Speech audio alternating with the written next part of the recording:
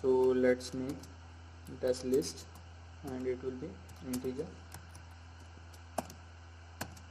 So let's put here list of integer. So now we'll make a result variable and I'm going to store an empty list inside it. Let's make a if statement if length of our nums is equals 1, then we will return the copy of nums. Nums.copy. So now we'll make a for statement for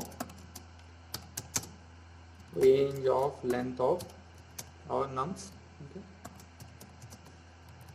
Then we'll make n is equals nums.pop 0, and then we'll make permutations equals permute of our num.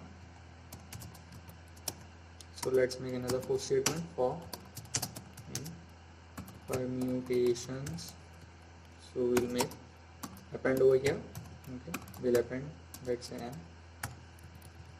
and now we'll make result.extend.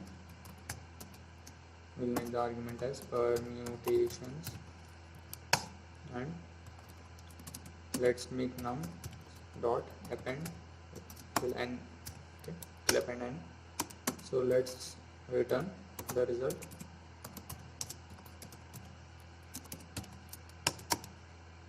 So let's run the program.